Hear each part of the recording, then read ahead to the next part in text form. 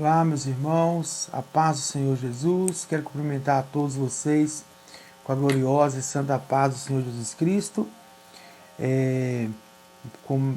Assim, mais um motivo de muita alegria, honra para mim estar aqui mais uma vez, podendo ministrar mais uma lição da nossa escola bíblica, né? Nós estamos trabalhando com a revista da Editora Gospel, nós estamos com a revista número 57 e nós estamos trabalhando o tema dos evangelhos dessa nossa escola bíblica desse semestre, né? E nós já ministramos, lecionamos 4 lições, estamos indo para a 5ª lição, né? 5ª lição de 13, né? O tema da nossa lição de hoje é Marcos, as obras do servo, né? Lembrando que nós estamos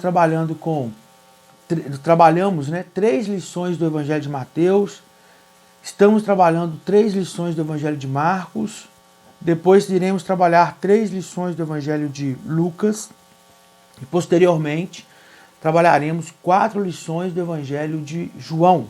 Amém, meu amado?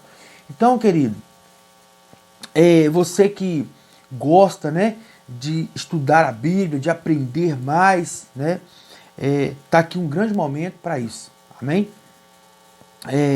Então, eu sei que muitas pessoas que são da igreja Batista Shekinah aqui de João Molevade, bom, deixa eu até me apresentar para quem não me conhece. Meu nome é Shirdley Moreira, sou pastor da igreja Batista Shekinah da cidade de João Molevade, do estado de Minas Gerais. E tenho ministrado as escolas bíblicas de forma virtual, né? Gravando-as e postando todas elas no meu canal do YouTube. O meu canal do YouTube é Pastor Shirdley Moreira, Shirdley com SH, ok? Shirdley Moreira. Você pode acessar, se inscrever, acionar o sininho, muito importante, né? E você vai estar sendo notificado. Toda vez que eu postar alguma coisa nova, vai aparecer no seu celular lá, que eu coloquei alguma coisa nova lá. Você pode assistir na hora ou pode assistir depois. Então é muito importante você se inscrever no meu canal e clicar no sininho que vai aparecer lá para você no canto lá do canal.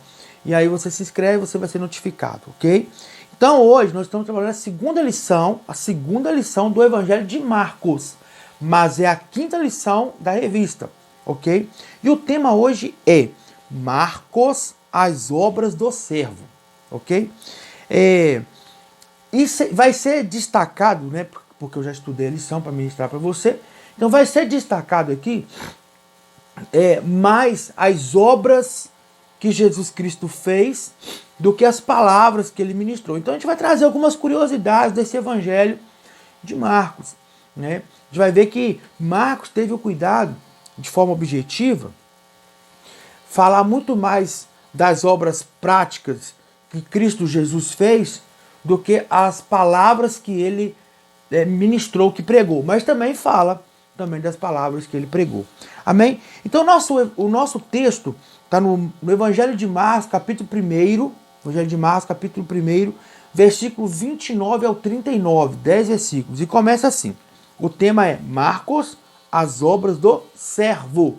Então ele vai trazer aqui Jesus Cristo como o servo de Deus, que veio, cumpriu com excelência o que Deus Pai determinou que ele cumprisse aqui, né? Amém?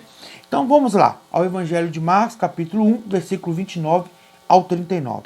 E logo saindo da sinagoga, foram à casa de Simão e de André com Tiago e João. Então para você ver, já mostra logo aqui, né, que eles saíram, né, que ele saiu da sinagoga e foram para a casa de Simão e de André com Tiago e João. E a sogra de Simão estava deitada, com febre, e logo lhe falaram dela. Então, chegando-se a ela, tomou pela mão e levantou-a, e a febre a deixou, e serviu-os. Então, ele foi lá na casa de Simão e André, chegou lá, a sogra de Simão estava com febre, E logo ele pegou ela pela mão e ela ficou curada. Jesus é Deus, né? Poder para curar demais, né? Então, é interessante destacar, porque hoje, qualquer febrezinho que a gente tem, você vai ali e toma um analgésico, né? Paracetamol, dipirona e tal, febre abaixo, foi uma coisa assim, passa e nem volta mais. Hoje nós temos esse artifício. Naquela época não tinha isso não, meu querido. Né? A medicina daquela época existia, mas não era como hoje não, avançado como é hoje, né? Então muitas vezes a pessoa tinha uma febre, porque febre é sinal de infecção. Então muitas vezes a pessoa tinha uma febre, né? E aí aquela febre ela evoluía, né? E daí a pessoa acabava até falecendo, né? Por causa de uma infecção que tinha. Vamos lá. E tendo chegado à tarde, quando já estava se pondo o sol, trouxeram-lhe todos os que achavam enfermos e os endemoniados. E toda a cidade se juntou à porta. Então, Jesus, olha para você ver o que aconteceu. Jesus foi para a casa de Simão e de André. Chegou lá com Tiago e João. Chegou lá, a sogra de Simão estava doente, estava com febre, Jesus curou. E ela começou a servi-los. Por isso, já entardecendo, né, ao pôr do sol, eles começaram a trazer todas as pessoas que estavam doentes e os endemoniados também. E Jesus começou a curar todo mundo. Foi curando todo mundo. Né? Olha que trabalho maravilhoso, né? E curou muitos que se achavam enfermos de diversas enfermidades. Então, ou seja, não importava a enfermidade, ele estava curando.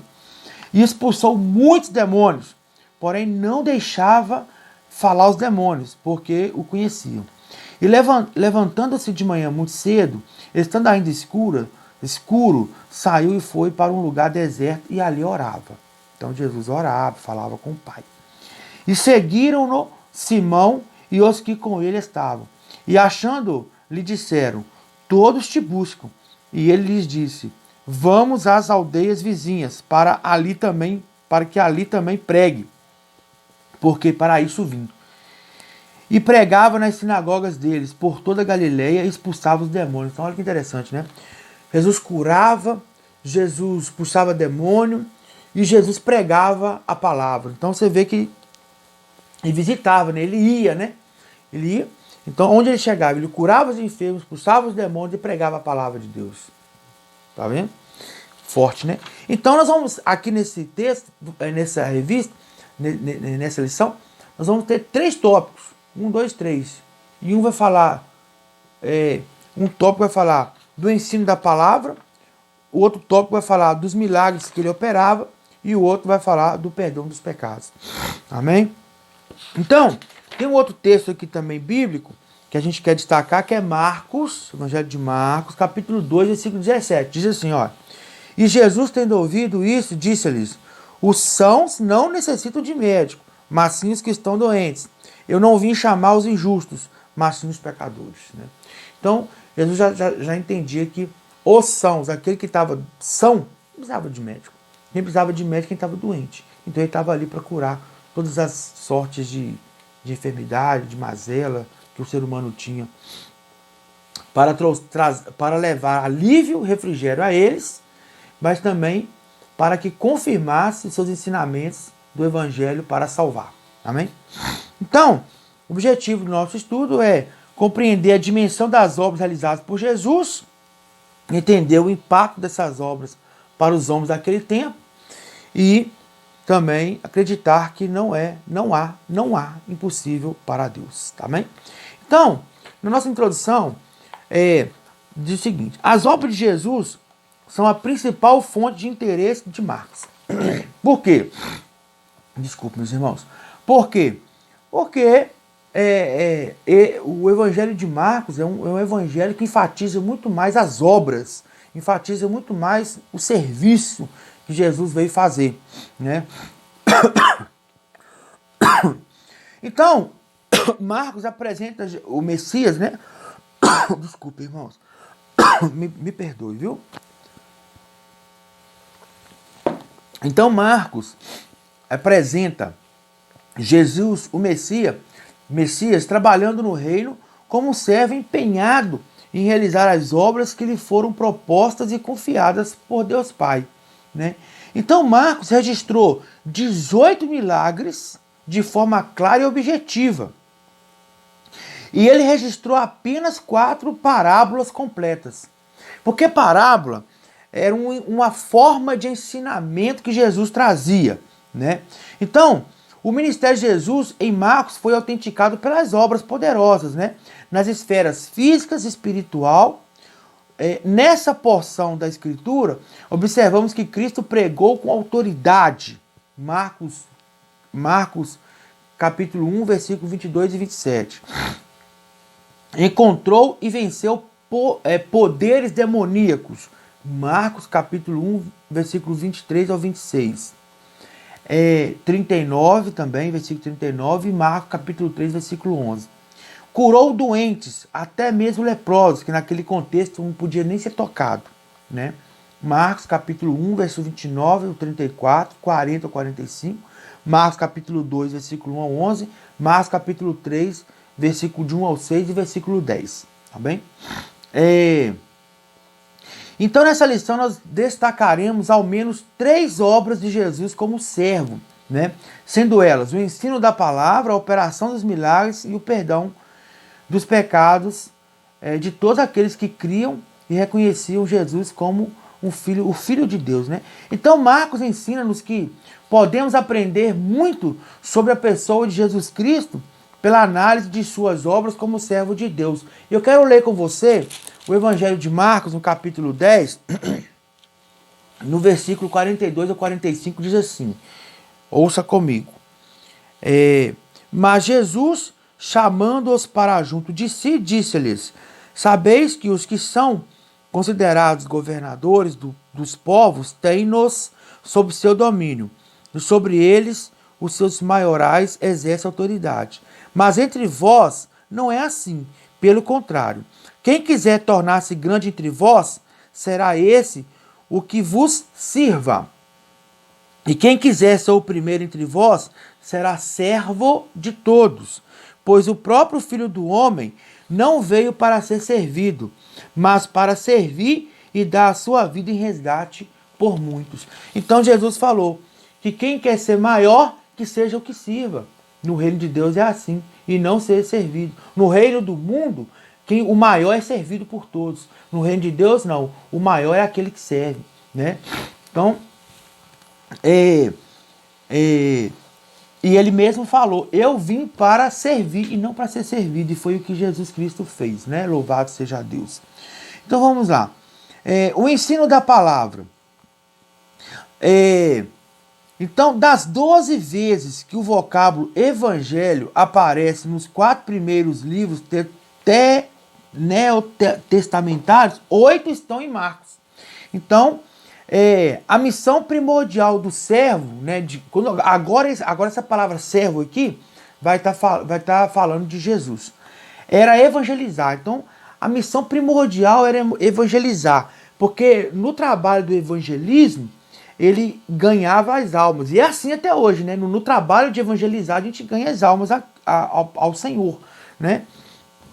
Então, seu desejo primeiro era salvar os pecadores, e é até hoje.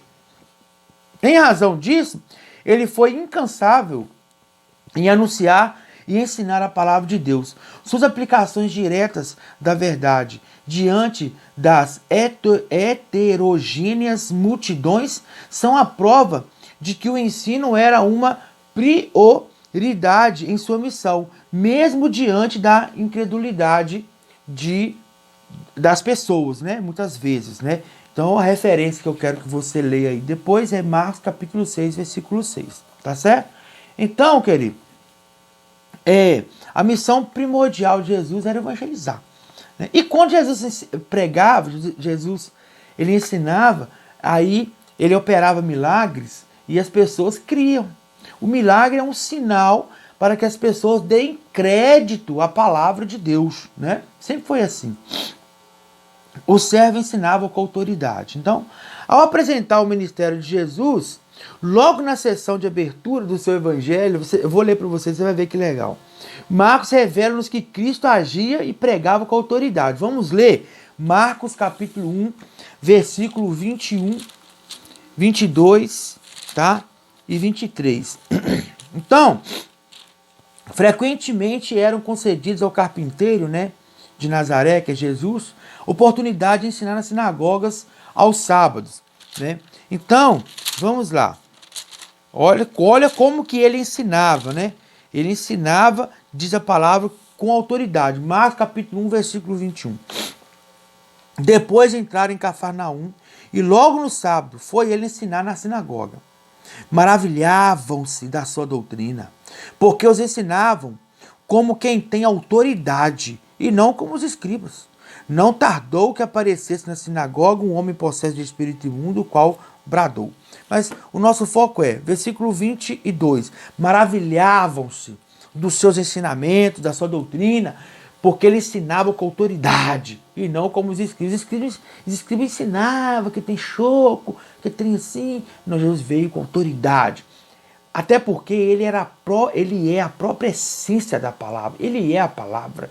Então ele tinha toda a autoridade e tem até hoje, né? Louvado seja Deus.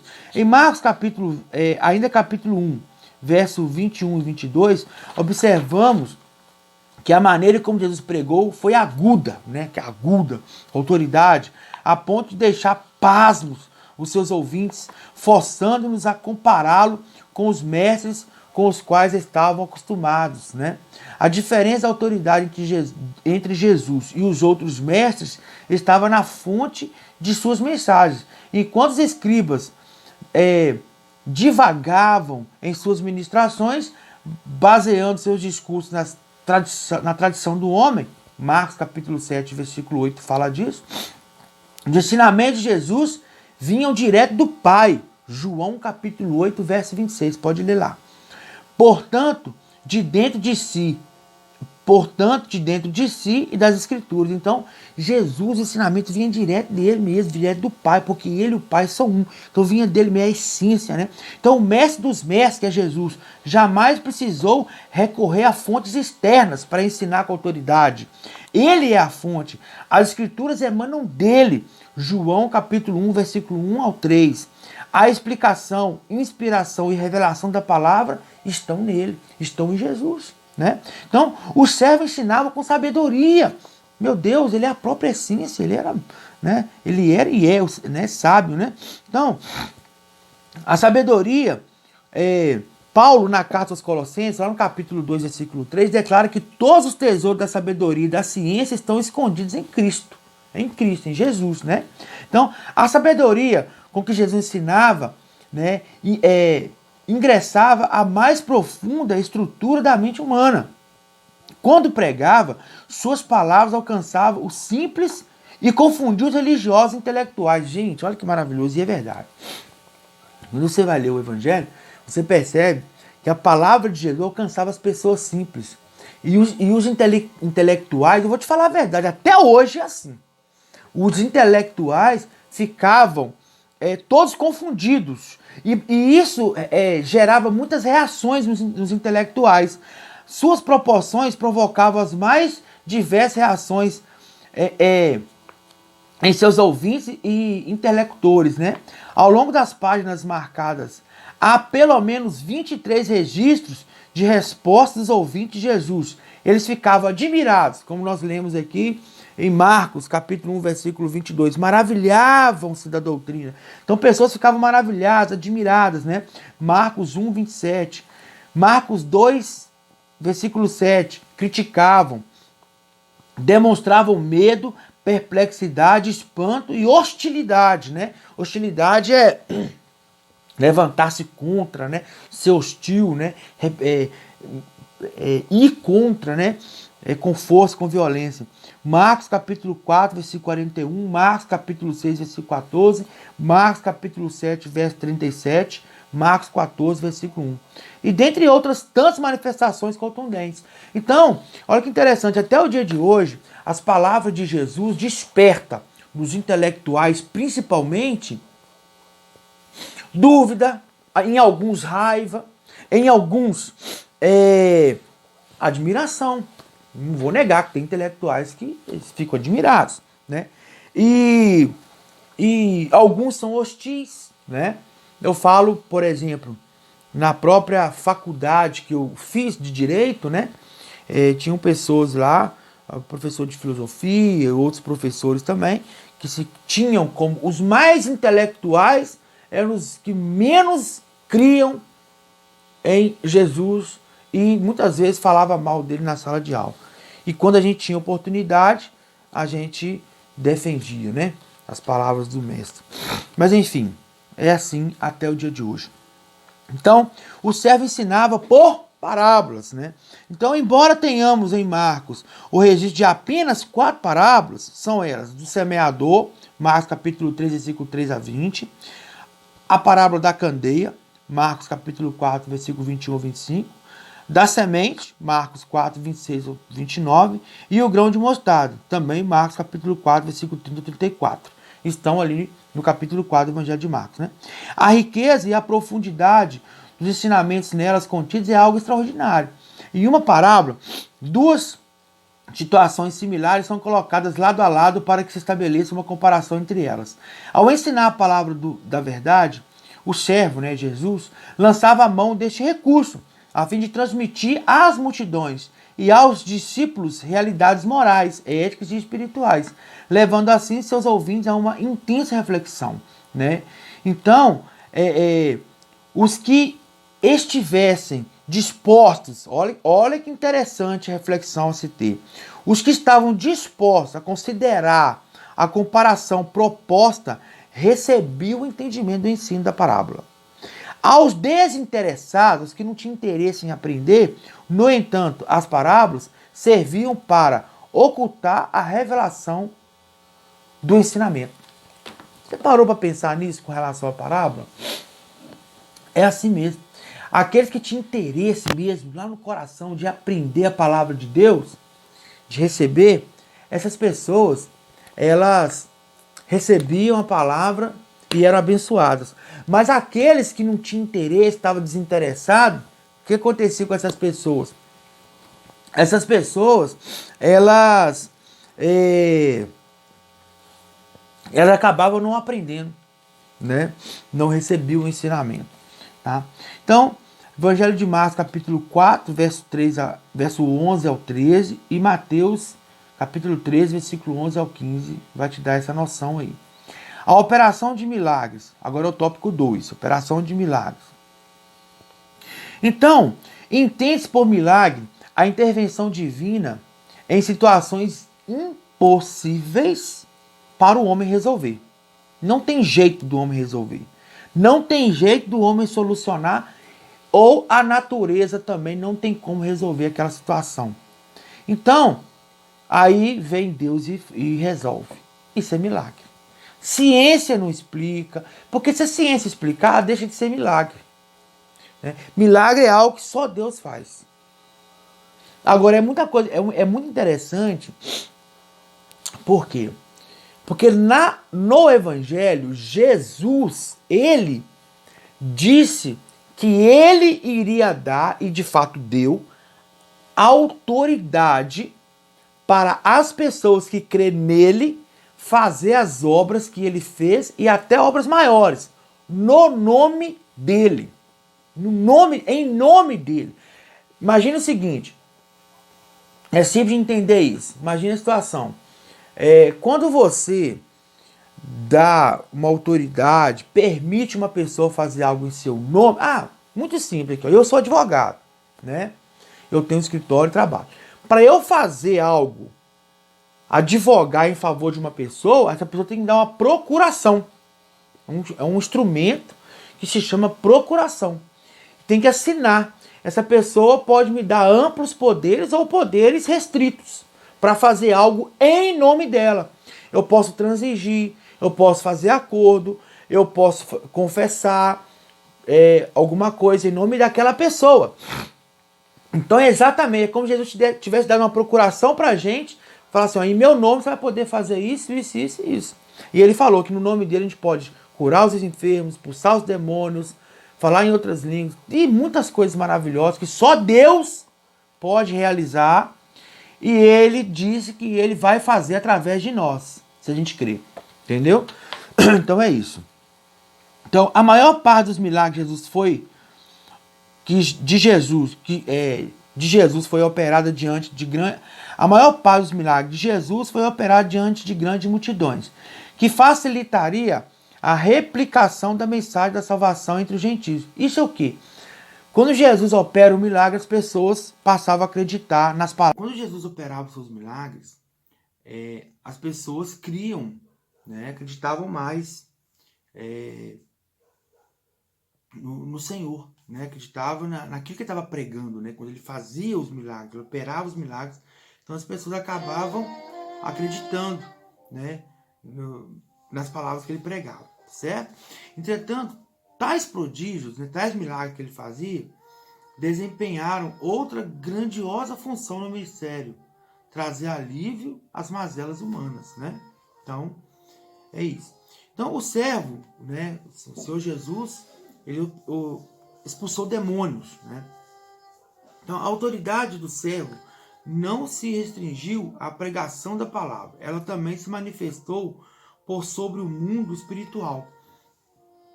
Em Marcos, há um número excepcionalmente grande de relatos de expulsão de demônios por parte de Jesus. Então, Marcos, capítulo 1, verso 23 ao 27, 32 ao 34, Marcos, capítulo 3, versículo 11, 22 ao 27, Marcos, capítulo 5, versículo 1 ao 20, Marcos, capítulo 7, versículo 25 ao 30, Marcos, capítulo 9, versículo 17 ao 29. O que revela a contínua oposição satânica à obra do Messias. Então, o diabo sempre se opôs, sempre continuará se opondo às obras de Cristo. Como eu, como você, como nós fazemos a obra de Deus, ele também vai se opor a nós, isso é normal. Só que tem uma diferença. Ele se opõe, mas Jesus o venceu e o derrotou todas as vezes. E Jesus está conosco. Então nós também vamos vencer todas as vezes, no nome de Jesus. Amém, amado? Ao começar a sua obra na Galileia, Jesus deparou-se com espíritos malignos em um homem na sinagoga. Marcos capítulo 1, versículo 23 falou isso. Não, ele estava na sinagoga pregando, né? E no versículo 23 fala assim: não tardou que aparecesse na sinagoga um homem possesso de espírito imundo, o qual bradou. Né? Versículo 25. Mas Jesus o repreendeu, dizendo: cala-te e sai desse homem. Então o espírito imundo, agitando-se violentamente e bradando em alta voz, saiu dele. Né? Então, ao atravessar o mar e pisar na terra gentílica, ele também se deparou com espíritos malignos em um homem de Gadara. Né? Marcos capítulo 5, verso 2. Todavia, em ambas as ocasiões, ou pode ser que em todas, né, os poderes das trevas não puderam permanecer diante da sua presença, pois os demônios conheciam Jesus, sabia quem ele era, sabia que ele é o Filho de Deus. Marcos capítulo 1, versículo 24, Marcos capítulo 5, versículo 7. Marcos capítulo 1, versículo 24 fala assim: 24. Quando o espírito imundo bradou, ele virou para Jesus e falou assim: que temos nós contigo, Jesus Nazareno? Vieste para perder-nos? Bem sei quem és, o Santo de Deus. Né? Mas aí Jesus o repreendeu. Então, continuando aqui, nossa leitura. Todavia, em ambas as situações, os poderes das trevas não puderam permanecer diante da sua presença, pois os demônios conheciam-no, temiam-no, né? Sabia quem ele era e temia, e obedeciam. Né? Então, temia. Marcos capítulo 3, versículo 11. Deixa eu ler para você. Também os espíritos imundos, quando o viam, prostravam-se diante dele e exclamavam: tu és o Filho de Deus. Né? Ou seja, temia. Né? Eles, quando via, prostravam-se. Né? E obedecia. Marcos capítulo 5, versículo 13. 5:13. Jesus permitiu, saindo os espíritos imundos, entraram nos porcos, e a manada, que era cerca de 2.000, precipitaram-se despenhadeira abaixo para dentro do mar, onde se afogaram. que aconteceu aqui nessa história, né? Eu conheço aqui, que eu já li várias vezes. Então, Jesus apareceu, Jesus estava caminhando e apareceu diante de Jesus um endemoniado, chamado de um endemoniado de Gerazino ou Gadarino, né? De lá de Gadara. E aí esses demônios falaram com Jesus assim, então faz o seguinte, já que você vai nos expulsar desse homem mesmo, então faz o seguinte, faz com que a gente entre esses porcos e precipite no mar. E Jesus virou e falou assim, não, então vai, entra nos porcos e precipita no mar. E eles obedeceram, tá certo? Então, merece destaque neste tópico o primeiro episódio de expulsão de demônio narrado por Marcos. O ardiloso espírito das trevas infiltrou-se no local em que as Sagradas Escrituras eram estudadas, a sinagoga dos judeus. Esse acontecimento deve levar-nos à seguinte reflexão. Os demônios podem usar todos os meios e lugares para tentar afastar os homens do seu Criador. Todavia, o maligno jamais prevalecerá onde Cristo estiver. O que eu quero dizer? Aí eu quero dar até um exemplo, né? Então aqui está falando que esse demônio entrou dentro da sinagoga, onde era pregada a palavra de Deus, né? Então a gente deve refletir o seguinte, peraí, se esse demônio entrou lá dentro, quer dizer também que o demônio pode entrar dentro da igreja? Pode. Pode. E se entrar, como que eu vou ficar sabendo que ele entrou? Vai depender da sua vida com Deus. Vai depender da sua vida com Jesus, com o Espírito Santo. Se você anda na direção do Espírito Santo, na direção de Deus, aquele espírito imundo não vai prevalecer. Se a obra, se aquela igreja, Jesus é o centro, aquele demônio não vai prevalecer lá. Por que não? Quando uma pessoa estiver endemoniada e entrar lá dentro, aquele demônio não vai aguentar o fogo da presença, do poder de Deus dentro daquela igreja. Ele vai acabar se manifestando e aquelas pessoas que ali estiverem cheias da unção, da autoridade, do poder de Deus, vão expulsar aqueles demônios. Então, por quê? Porque Jesus está presente. Presente como? Na vida das pessoas. Querido, isso já aconteceu várias vezes comigo na igreja. De chegar a pessoa na igreja e a pessoa está possessa de espírito maligno, mas essa possessão só acontecer de fato depois que a pessoa está lá dentro. Já aconteceu, irmão. Já aconteceu de eu ir visitar famílias, pessoas passando por problemas sérios, chegar lá, começar a orar e o demônio manifestar na pessoa.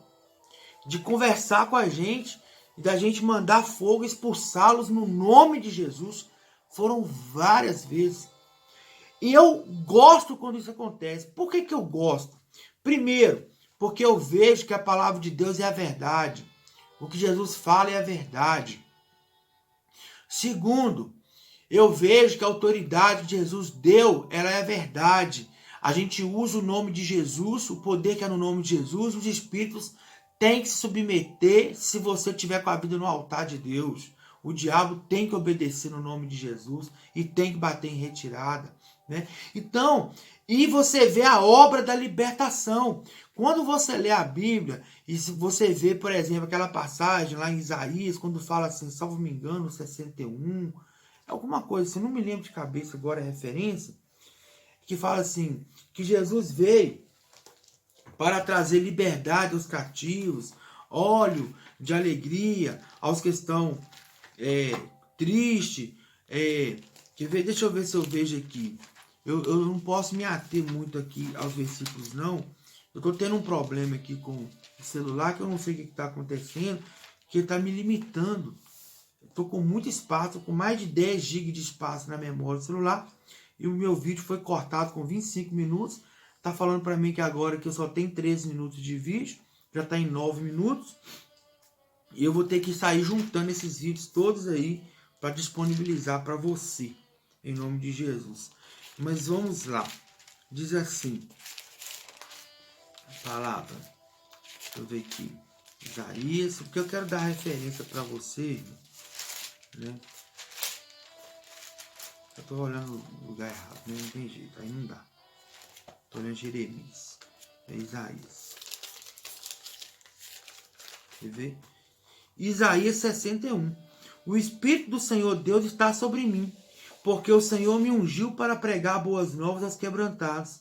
Enviou-me a curar os quebrantados de coração, a proclamar a libertação aos cativos e a pôr em liberdade os algemados, e a pregoar o ano aceitável do Senhor e o dia da vingança do nosso Deus, e a consolar todos que choram, e a pôr sobre os que estão de Sião, em Sião, estão de luto, uma coroa em vez de cinzas, óleo de alegria em vez de pranto, veste de louvor em vez de espírito angustiado, a fim de que se chame carvalho de justiça, plantados pelo Senhor para a sua glória. Né? Então, ou seja, está falando que vai para trazer liberdade aos que estão cativos. Né? Então, assim é a palavra do nosso Deus. Amém, querido? Então, ela é a verdade. Ela é a verdade. Louvado seja Deus. Né? O servo tinha poder sobre a natureza. Né? Então, você vai ver em Marcos, capítulo 4, verso 35 a 41, capítulo 6, verso 45 a 52, Marcos, capítulo 11, versículo 12, 14 e 20, 12 ao 14 e o 20, né? Marcos, capítulo 4, verso 35 a 41, nós lemos que Jesus convidou seus discípulos a irem com ele até outra margem. Ou seja, a porção não judaica do mar da Galileia. O evangelista informa-nos que, na travessia tempestuosa, enquanto os discípulos estavam apavorados, Jesus dormia. E quando Jesus acordou, ele foi lá e acalmou os ventos e acalmou o mar. E falou: cala-te, aquieta-te, né? Diz para a água. Né? E houve bonança. Depois, Jesus, com autoridade, ele passou também aqui, ó. O céu naquele dia revelou ter, além de tudo, autoridade sobre os elementos da natureza, suscitando em seus seguidores indignação de grande espanto. Quem é este que até o vento e o mar lhe obedecem? Né? Quem é este que até o vento e o mar lhe obedecem? Este é Jesus. Por que o vento e o mar obedecem a Jesus? Por que a natureza obedece a Jesus? Jesus passou sobre uma figueira, lá em Marcos capítulo 11, versículo 12, ao 14, versículo 20, e ele falou, ele amaldiçoou a figueira secou na hora. Porque ele é o Criador, querido. Está escrito em Marcos, no Evangelho de João, capítulo 1, do versículo 1 ao 3, que no princípio ele era o Verbo, e o Verbo estava com Deus, e o Verbo era Deus. E todas as coisas foram feitas por meio dele, e sem ele nada foi feito se fez. Então, Jesus é o Criador, então ele tem poder. Quem cria tem poder para destruir o que criou na hora que quiser. Para falar, passa para cá, passa para lá, agora eu quero assim, agora faz assado. Então ele tem poder. Amém? Como eu estava dizendo, né? Jesus ele tem poder sobre a natureza. E eu estava dizendo porque ele é o Criador. Então aquele que cria, ele tem poder. Aquele que cria, aquele que criou, ele tem poder para dizer para a coisa criada: eu te fiz assim. Então eu é que domino, porque fui eu quem criei. Então é eu que domino as coisas. Eu criei o vento, eu criei o mar, eu criei tudo. Então eu vou dizer pro vento: ó, para agora. Ele tem que parar, foi eu que criei ele. Eu digo pro mar: ô mar, não quero uma onda. Ele tem que ficar igual uma lagoa. É ele que determina. Se Jesus falar assim: ô água, a partir de agora, os homens não afundarão em ti. Eles vão andar sobre qualquer água. Vai ser como terra seca. Ele vai andar. Vai acontecer. Porque ele que determina. Ele que criou. Quando Deus mandou o dilúvio na terra, tem pessoas que olham e falam assim: como é que pode um Deus que não ama, um Deus que destrói? Querido, ele ama. Ele é amor. Só que você tem que entender que ele é o Criador. Ele criou o ser humano. Que, querendo você crer ou não, ele é que criou o ser humano. Ponto, acabou. Ele é o Criador. Então não adianta, querido. Ele criou o ser humano. Ele é o Criador. Então, se ele falar assim, vou acabar com tudo, ele acaba. Ele determina. E ele determinou. Ele acabou. Não com a humanidade, porque como ele é um Deus justo, ele viu que tinha um homem que temia ele e que andava na presença dele. Era Noé. Então ele não acabou com tudo. Ele preservou Noé, a família de Noé, e os animais. Ele viu que ainda tinha como. Então ele acabou com tudo, todos aqueles homens e mulheres, tudo que tinha, que estavam tão pervertidos, que não dá. Só que agora, ele enviou o escape, chama Jesus. E ele falou, agora eu vou dar um tempo para a humanidade, eu vou dar um tempo. Quem crer no meu filho e aceitá-lo como Senhor e Salvador, eu vou dar a vida eterna. Eu vou dar a salvação. Porque vai chegar um tempo que eu vou acabar com tudo que eu criei aqui na Terra. Não vai ter vida mais na Terra, eu vou acabar com tudo. E eu tenho 2 lugares eternos. Um lugar eterno, que é para os demônios, que é para Lúcifer, que era anjo de luz, e que rebelou contra Deus, e conseguiu convencer um monte de anjos que também se rebelaram, que são os demônios que nós conhecemos hoje. Então, o lago de fogo de enxofre está reservado eternamente para aqueles anjos que caíram. Só que, junto com eles, vão também os homens e mulheres, todos, que não aceitaram Jesus como seu Senhor e Salvador. Então, o escape é Jesus.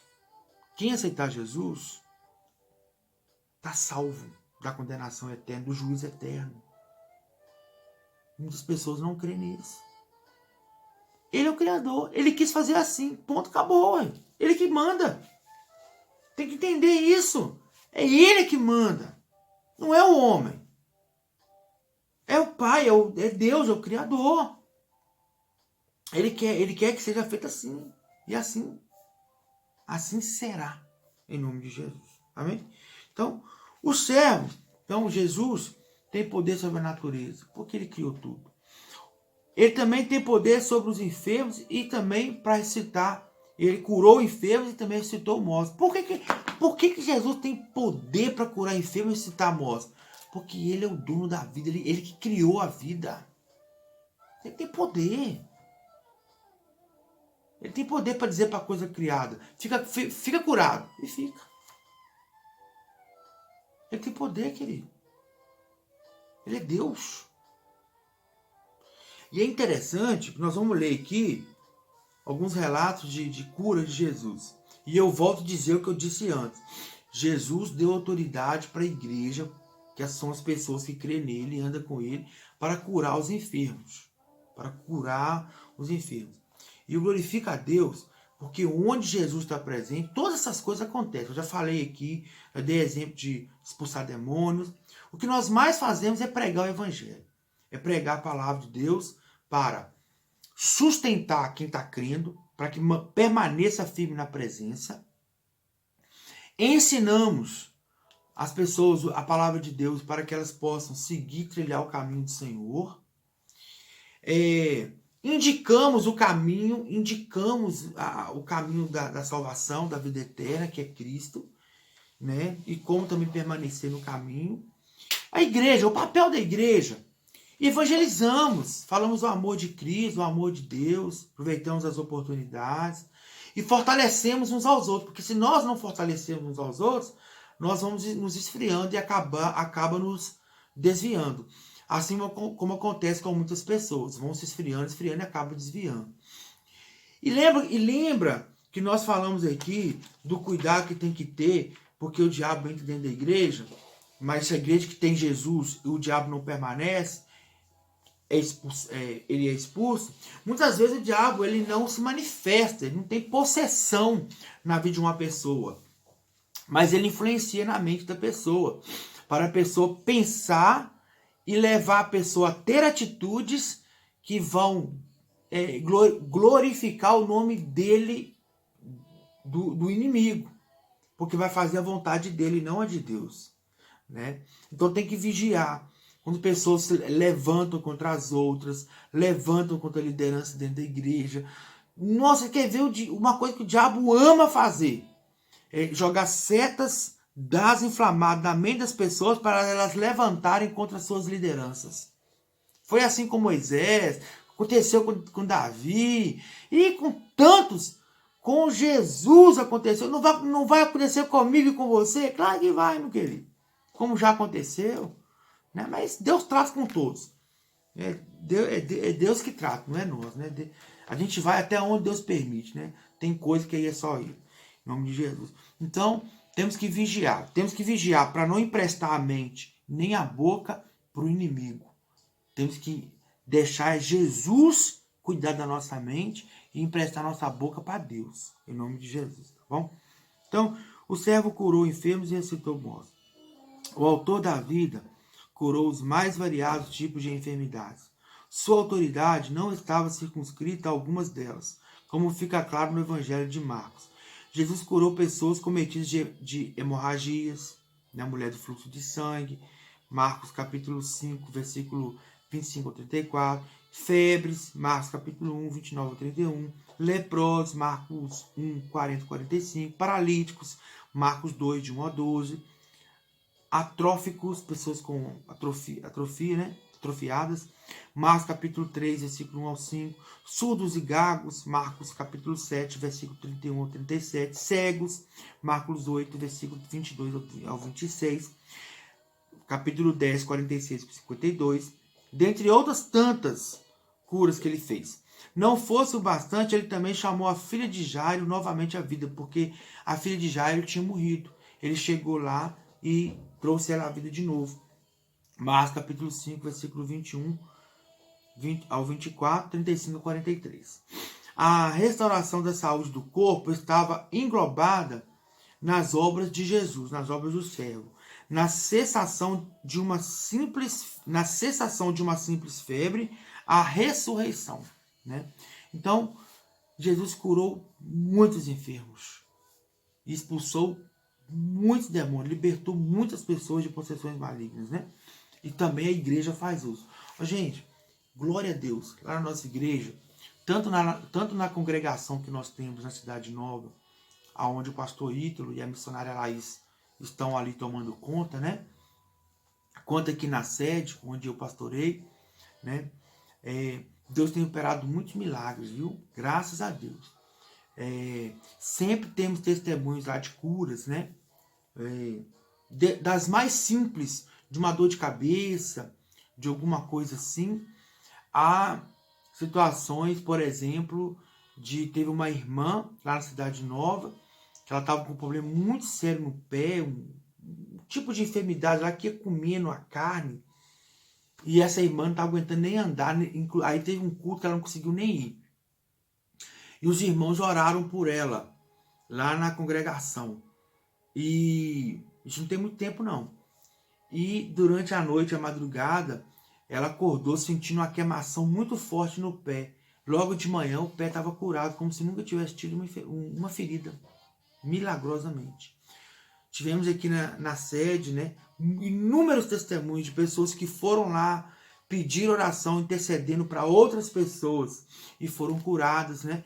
Eu lembro que teve essa mulher que eu vou falar agora, ela nem tá indo mais lá, mas ela chegou lá na igreja dopada de remédio, totalmente depressiva, e o companheiro dela levando ela estava com o cabelo dela aqui na região assim, de trás, assim, tinha caído todo.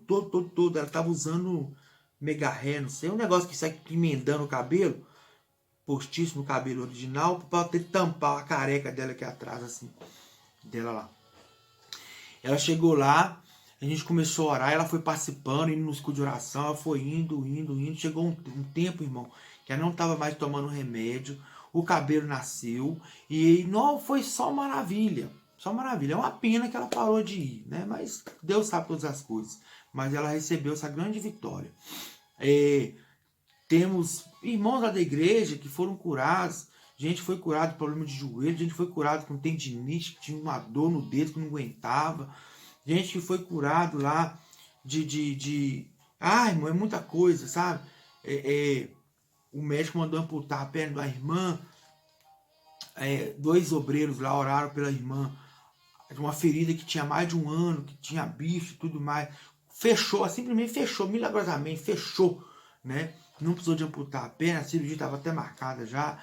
Então é muito milagre, muita coisa abençoada mesmo. Pessoas que chegaram lá endemoniados, possede espírito imundo por causa de obra de macumba e demônio querendo matar a pessoa, querendo levar a pessoa ao suicídio. A pessoa hoje está liberta, está curada, está restaurada, está servindo a Deus, frequentando a igreja, está uma bênção. Então, enfim, é muitas maravilhas, né? A salvação de almas, pessoas que foram libertas, foram salvas. Então, coisas maravilhosas que Deus tem feito. Então, não tem como não crer quando você vive os milagres. Não tem jeito, meu irmão. Você tem que você crer, né? Eu me lembro, eu trabalhava numa empresa, antes de eu abrir meu escritório de advocacia, eu trabalhava numa empresa, e uma empresa muito grande, uma empresa, a gente nem usa falar lá multinacional, uma empresa global que está no mundo inteiro, mineradora. E nós tinha lá um colega, engenheiro, muito inteligente, e assim, a gente trabalhava junto, e ele sempre falava comigo, querendo conversar comigo sobre coisas da Bíblia, mas ele queria conversar comigo, eu via que não era para aprender, ele queria vou usar um termo aqui para você entender, ele queria assim me apurrinhar, que fala, né? Ele queria sei lá, me deixar nervoso, alguma coisa assim. E eles, toda vez, ele queria conversar comigo, ele vinha com a história de Jonas. Ah, mas que assim, como é que é isso? Como é que um homem vai ficar na barriga de um peixe grande lá, e não morre, que não sei o que, tal, que ciência não explica isso, falando. Todo dia que ela fala azada, eu fui falando, não, é milagre, poder de Deus, e tentava explicar, mas um dia eu vi que ele estava querendo assim me tirar do sério. Aí eu virei para ele e ele tava assim querendo demonstrar para mim que eu tava errado, porque na verdade isso não tinha como provar. Aí eu virei para ele e falei com ele assim, olha, eu vou te falar uma coisa, é o seguinte, cara, já ouviu falar daquela parte da sarça ardente que Deus apareceu para Moisés? Ah, já, pois é. Aí, pois é, como é que pode? Não tem jeito. Eu falei assim, olha, vou falar com você uma coisa, eu fui orar no monte uma vez, e lá onde eu fui orar, tinha muita folha seca, porque era no meio de um eucalipto. Então tinha muita folha seca pro chão. E aí, orando, tava eu, um monte de gente lá, orando, buscando a Deus, o poder de Deus. As folhas todas ficaram em brasa e elas não se consumiam. Eu fiquei maravilhado, levei aquilo para casa e falei com ele assim, olha, então eu vou falar com você uma coisa. Eu sei que você não vai acreditar no que eu estou te dizendo. Então, você pode falar o que você quiser. O que você quiser. Nada tirará de mim a convicção que eu tenho. Que a Bíblia, ela é a palavra de Deus, e ela é a verdade, e ela se cumpre. Ela se cumpre no nosso meio. Sabe por quê? Porque eu já vi e vivi muitos milagres que diz a Bíblia que Deus faz. Então, quando você tem experiência com Deus, podem falar o que for. Por isso que tem pessoas que às vezes até preferem morrer por amor a Cristo do que negar a Cristo. Por quê? Porque já viveu tantas experiências com Ele que sabe que Ele é tão real que não tem como negá-lo. Não tem como negá-lo. Aí ele entende, não, a salvação é a verdade, e eu sei que se eu morrer, porque eu não vou negar Jesus, meu lugar está garantido lá na glória. Então, por isso que as pessoas, às vezes por isso que quando você vai olhar para a Bíblia, né, a maioria dos apóstolos morreram, foram mártires, né? Morreram por amor a Cristo, por não negar a Cristo. E até nos dias de hoje, quando você vai por Oriente, você olha para o Oriente Médio, onde a religião muçulmana, né, o Islã, né, ele predomina, e eles são pessoas que, se você não converte a religião dele, eles matam. Eles são assim, né?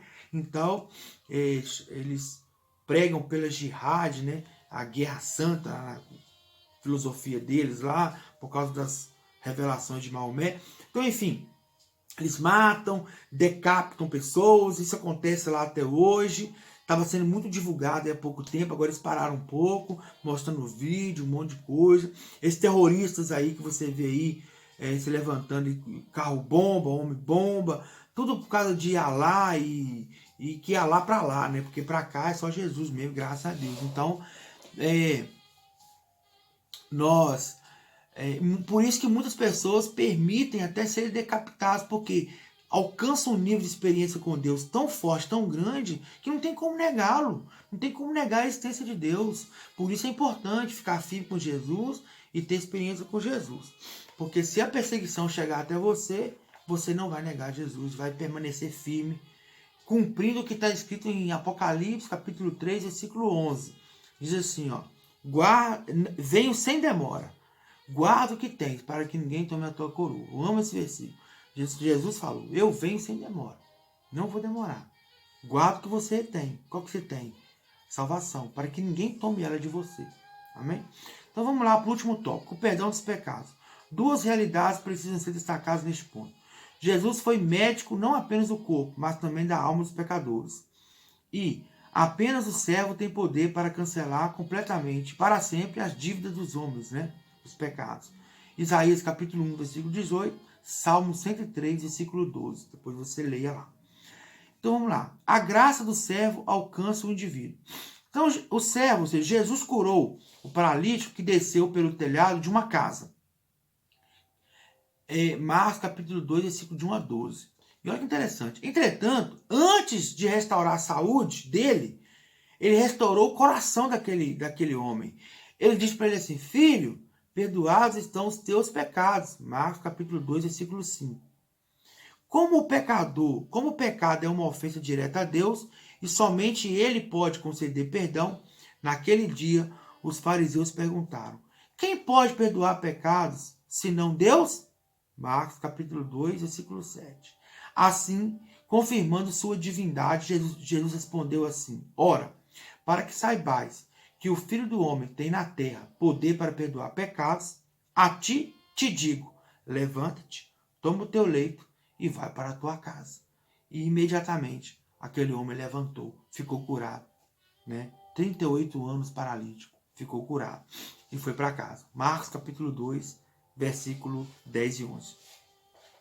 Então você leia Marcos capítulo 2, versículo 1 a 12. Este milagre evidencia de maneira cristalina que Jesus veio para salvar o homem, individualmente, e para, acima de tudo, dar a sua vida em resgate de muitos. Amém? Marcos capítulo 10, 45. Então, acima de tudo, de forma cristalina, está que Jesus veio para salvar o homem. Salvar o homem da condenação eterna e dar ao homem a vida eterna. Mas Jesus também, para trazer alívio, refrigério às mazelas do homem, ele também cura as pessoas. Amém? A graça do servo alcança a tudo. Falar em cura as pessoas. Eu vejo muita gente postando na internet por aí. Cadê aqueles homens que dizem que tem o poder para curar? Aí eles começam a falar mal de alguns pastores. E agora, cadê eles? Chamando eles de mercenário, chamando eles de um monte de coisa. Essas pessoas que fazem isso são os fariseus.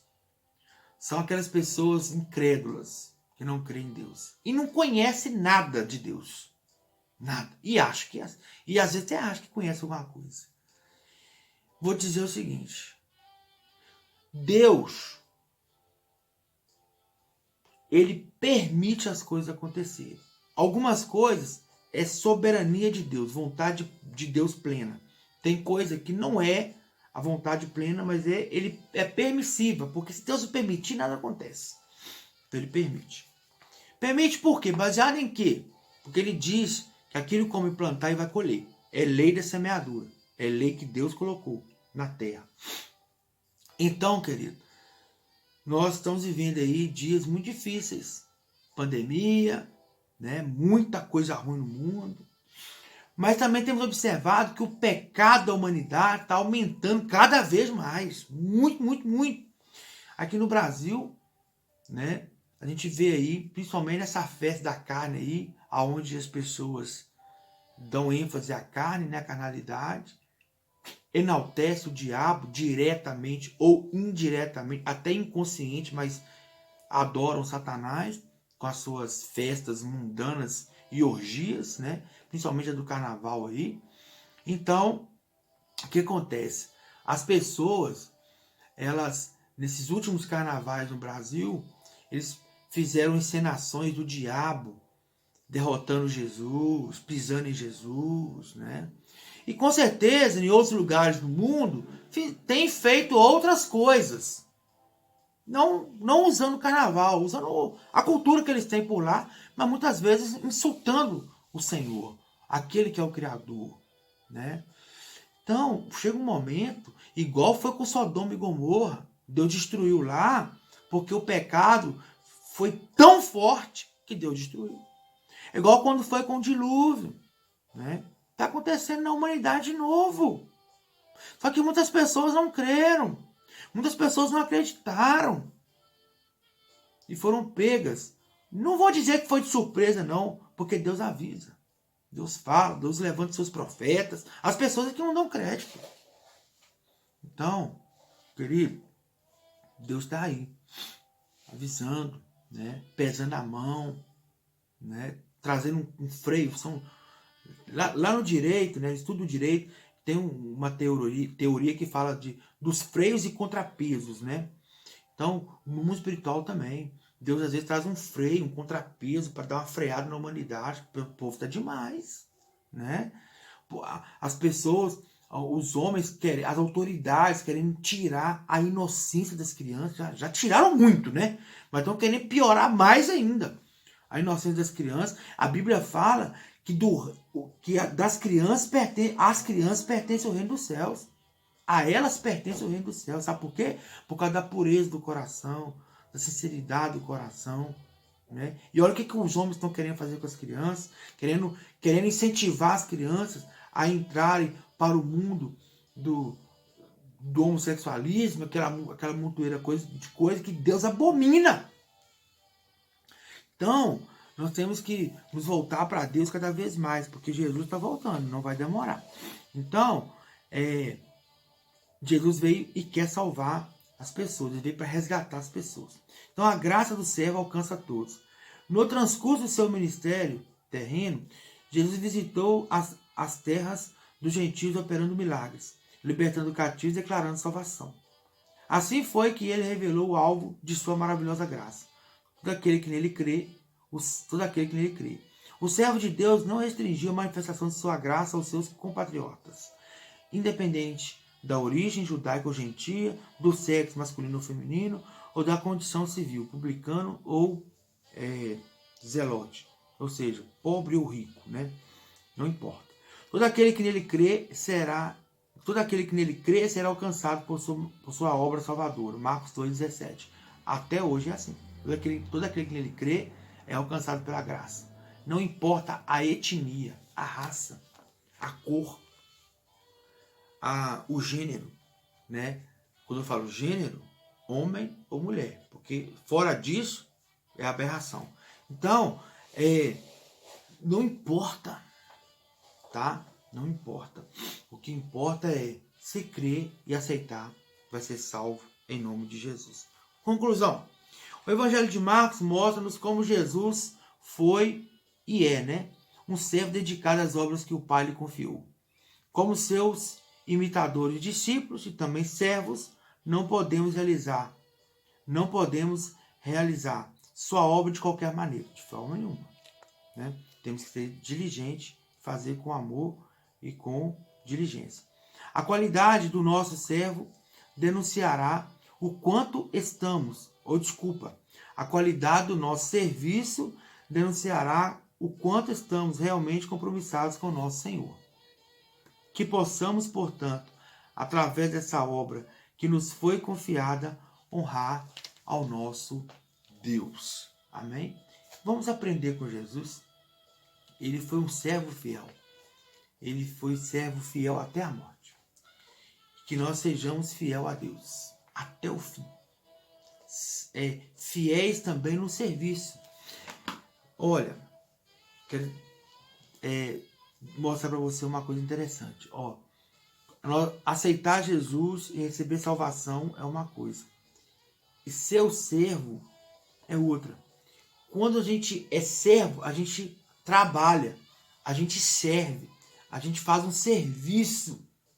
Serviço, servo, me parece? Elas são palavras que são da mesma família. Então, eu sou um servo, quer dizer que eu faço um serviço. Se eu não faço um serviço, eu não sou servo.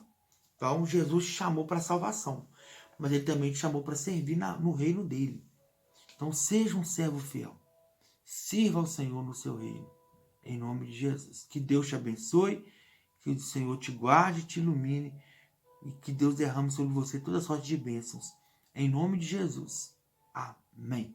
E até a próxima lição, em nome de Jesus, se Deus quiser. Que Deus te abençoe.